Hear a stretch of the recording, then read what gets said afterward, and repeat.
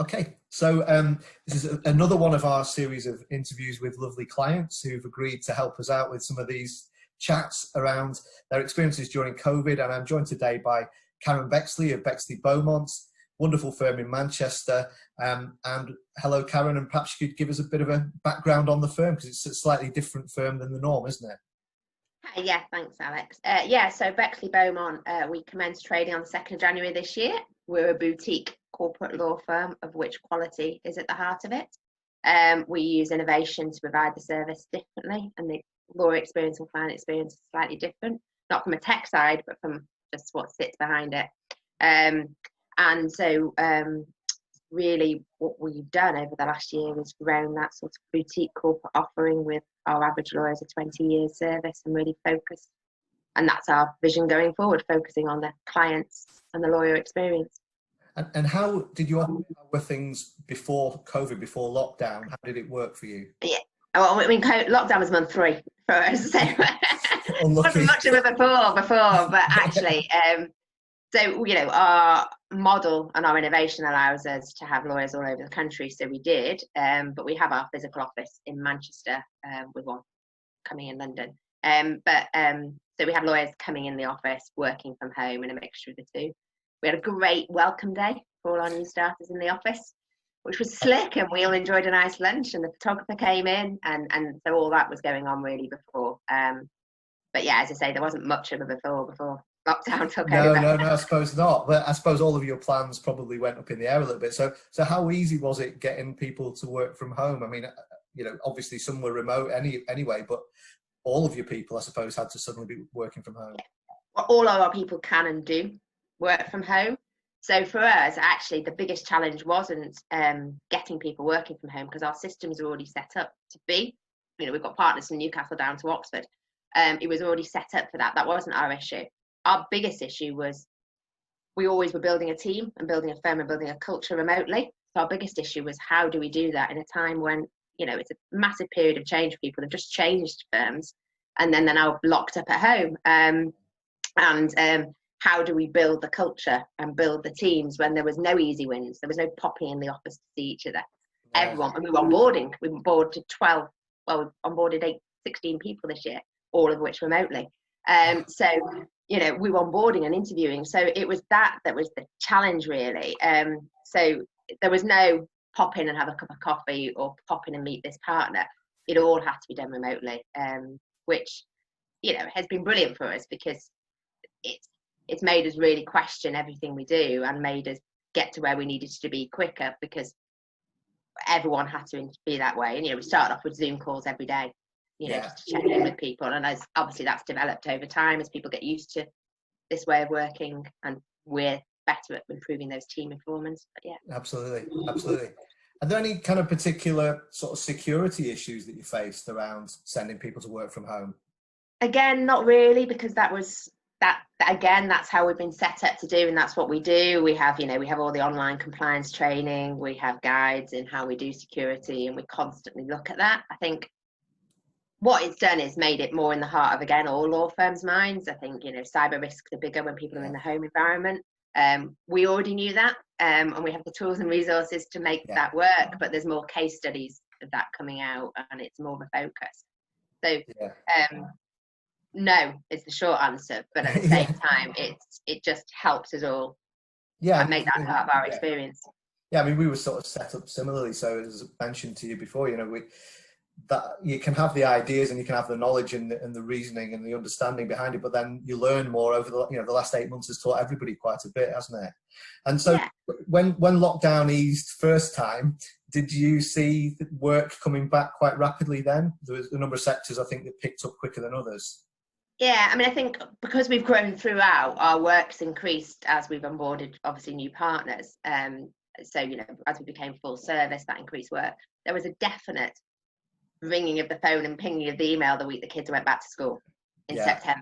Yeah, I know that was a definite. I think almost because there was a quieter summer, because a lot of people hadn't given the kids the time they needed, and almost, let's just get the kids back to school and we'll leave that till September. So, yeah, I think there's been a gradual increase. You know, businesses have realised that business as usual has to happen. Or they're going to die. On hold. Yeah.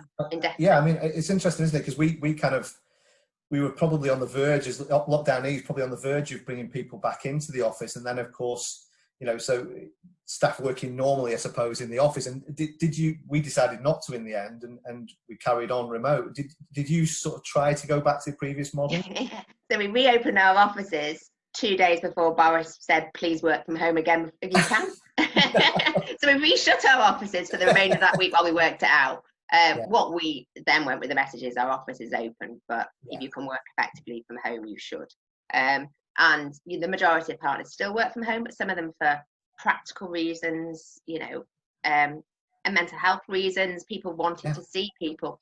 So, you know, we have a much reduced office capacity in terms of, with all the very COVID secure building. So we did reopen until we were required to shut again for this length of lockdown. What a pain. Yeah. And the partners who wanted to come in were enjoying it. Even if it was only once every 2 weeks or 3 weeks, they were still coming in. It's just that, and you know, we have the same issue. We've just hired 10 more people, and actually onboarding them and inducting them, but getting them as part of the culture is a real challenge, isn't it, when everybody's remote? So I suppose your model was always set up to have people kind of becoming part of a group from remotely. So yeah, that must help. And how do you think this is all going to? I mean, obviously, crystal ball would be great, wouldn't it, for a number of reasons, but how do you think it's going to affect your business in the medium to long term? Do you have a view on that? Yeah, I mean, it's funny, isn't it? Because a law often goes to extremes, doesn't it? You know, we're going to shut all our offices, everyone's going to work from home. And I worked for 9 years. I've done my work at home, and I've gone into the office to collaborate, to meet people, to mentor, to coach, to meet clients. And I think that's going to be the way going forward.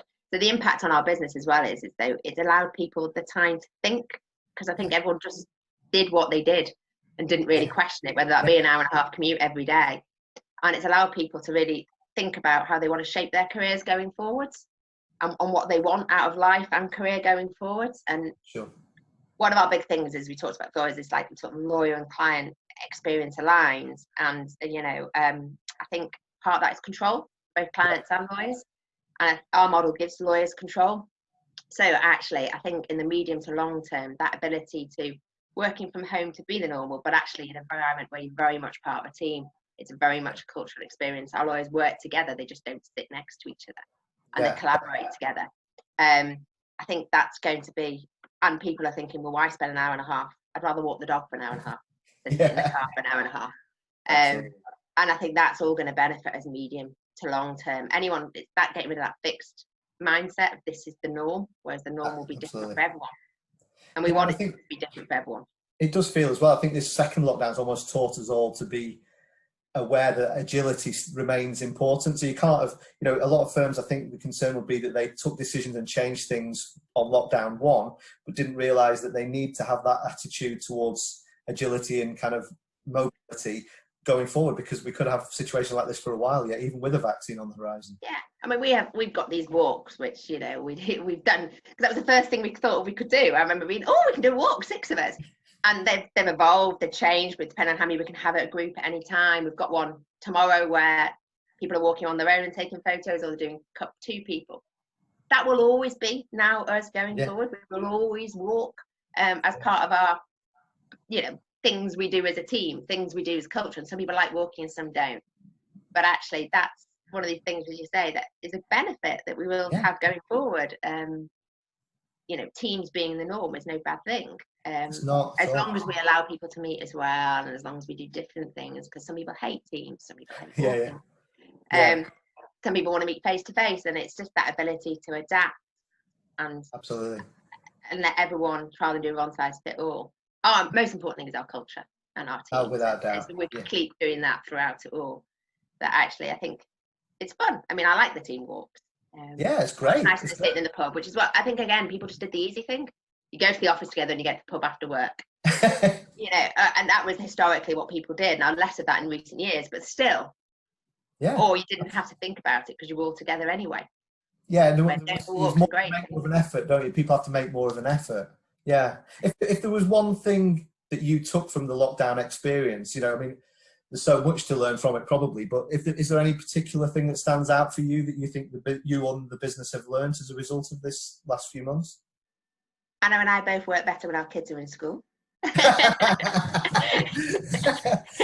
Point, yeah. It's probably a fair thing to say. I like it, and my children are much happier when they're in school. I think other than that, it's what we always knew is that there's a desire for people to have choice, and lawyers to have choice, and clients to have choice. And I think it's just opened up the world, and we've not been using tech that's available to really give people that choice. Sure. And actually now the world really doesn't matter. Our partners, it really doesn't matter where they live and where they work. And we can build that team and build cultures and build a firm. Which is, again, we always knew, okay, I've introduced a new tech that didn't know existed that makes that easier. But actually, I think that's the lockdown experience has taught everyone, isn't it? That there's it's kind of affirmed your business model, hasn't it? I suppose in many respects. Yeah. That's excellent. Yeah. Yeah. Well, listen, Karen, thank you so much. It's been absolutely brilliant, and No problem. you know, it's always interesting. I think, particularly with the model you've got, it's great.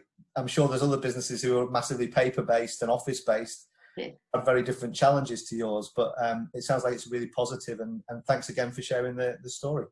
Brilliant. Thank you. Thanks for your time.